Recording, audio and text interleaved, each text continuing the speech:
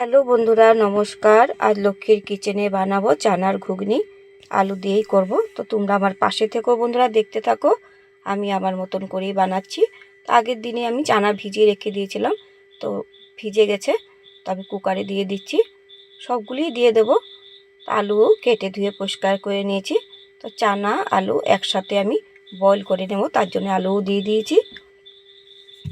দিচ্ছি পরিমাণ মতন জল, দিয়ে দেব পরিমাণ মতো নুন, দিয়ে কুকারের ঢাকনিটা আমি লাগিয়ে নিচ্ছি। গ্যাসের মধ্যে আমি বসিয়ে দেব বয়েল করার জন্য। তো বসিয়ে দিলাম কুকারটা। তো বয়েল হতে হতে এদিকে মশলা রেডি করে নেব। আদা রসুন কুচিয়ে নিয়েছি, পেঁয়াজ কাঁচা লঙ্কা টমেটো কেটে নিয়েছি, কারি পাতা পাঁচফোড়ন শুকনো লঙ্কা তেজপাতাও নিয়ে নিয়েছি। তো মশলাও রেডি করে নিয়েছি।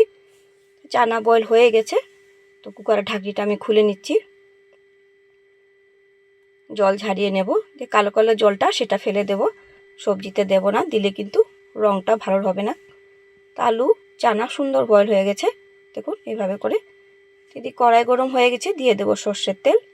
সর্ষের তেল কিন্তু সবসময় গরম করেই দিতে হয়, কাঁচা তেলে দিলে কিন্তু খেতে ভালো লাগে না।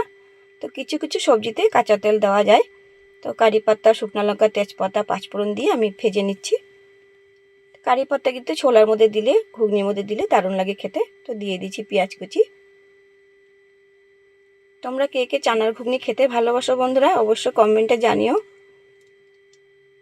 তো হালকা একটু ভেজে নিয়েছি, দিয়ে দেব আদা কুচি, দিয়ে দেব রসুন কুচি, আর সব কুচিয়ে দিয়েছি, পেস্ট করে নিই। তো তোমরা চাইলে পেস্ট করেও দিতে পারো। তো দিয়ে দেব টমেটোর কুচি, দিয়ে আবার একটু ভেজে নিচ্ছি। তো ভাজা ভাজা হয়ে গেছে, দিয়ে দেব মশলা।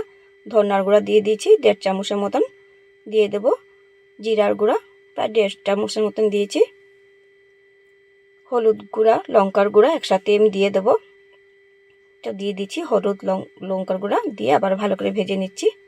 তো ভাজা ভাজা হয়ে গেছে। বয়েল করা আলু চানা একসাথে দিয়ে দিয়েছি, দিয়ে ভালো করে মিশিয়ে নিচ্ছি। তো ভাজা তো আগে বয়েল হয়ে গেছে, তো বেশি টাইম লাগবে না ভাজতে। তো জলও দিয়ে দিয়েছি, বেশি জলও দেব না। তো ঘুগনির মধ্যে বেশি ঝোল হলে ভাল লাগবে না, ঘন ঘন হবে। তো দিয়ে দিয়েছি কাঁচা লঙ্কাও দিয়ে দিয়েছি, সামান্য একটু চিনি দিয়ে দিয়েছি, দিয়ে নেড়েচেড়ে একটু ঢাকা চাপা দিয়ে দিয়েছি। তো হয়ে গেছে চানার ঘুগনি বন্ধুরা। তোমরা একবার অবশ্যই এভাবে করে বানিয়ে খেয়ে দেখো। গরম মশলা দিয়ে কিছুক্ষণ পরে নেড়ে চেড়ে নামিয়ে নিচ্ছি। দেখুন হয়ে গেছে চানার ছোলা ঘুগনি। কেমন হয়েছে বন্ধুরা, তোমরা অবশ্যই আমাকে কমেন্টে জানিও, ঠিক আছে? তো ইউটিউব বন্ধুরা আমাকে সাবস্ক্রাইব করে দিও, কমেন্ট করে জানিও। ফেসবুক ইনস্টাগ্রাম বন্ধুরা আমাকে ফলো করে দিও, কমেন্ট করে জানিও।